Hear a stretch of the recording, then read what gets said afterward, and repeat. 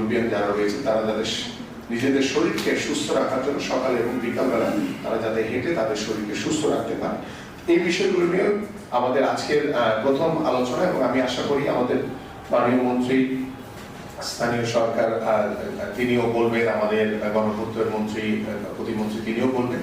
আমার মনে হয় যে আমরা এখন প্রাথমিক যে প্রাথমিক যে আলোচনা সেটা আমি উপস্থাপন করলাম। আমরা দ্রুত কিভাবে মাঠ, মানে খালি জায়গা যেখানে রয়েছে সেখানে মাঠগুলোকে আমরা সংরক্ষণ করে কিভাবে আমরা এলাকার যারা আমাদের ছোট ছোট শিশুরা রয়েছে, আমাদের তরুণ প্রজন্ম রয়েছে, আমরা মাদক থেকে দূরে রাখার জন্য খেলা হবে অন্যতম একটি মাধ্যম।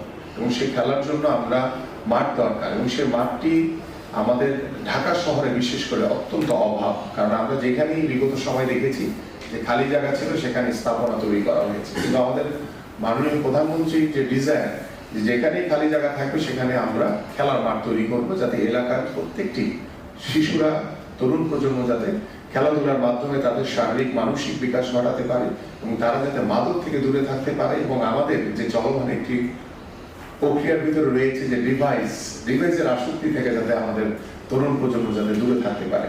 আশা করি যে আমরা ঈদের আগেই যে আমরা চাই যে আমাদের ঢাকা মহানগর উত্তর এবং দক্ষিণে আমরা দৃশ্যমান মাঠ সংরক্ষণ করার জন্য ক্রীড়া মন্ত্রণালয়ের সচিব মহোদয়কে অনুরোধ করব যে সারা দেশে যেহেতু আমাদের খেলার মাঠ নির্ধারণ করতে হবে, আমরা মনে হয় যে আজকের মিটিং একটা সিদ্ধান্ত নিয়ে আমরা জেলা প্রশাসক এবং ইউনিয়নকে চিঠি দিয়ে যে প্রত্যেক ইউনিয়নে একটা স্থান তারা নির্ধারণ করে আমাদের কাছে পাঠিয়ে দেয়, যে জায়গাতে খেলার মাঠ করা যায়।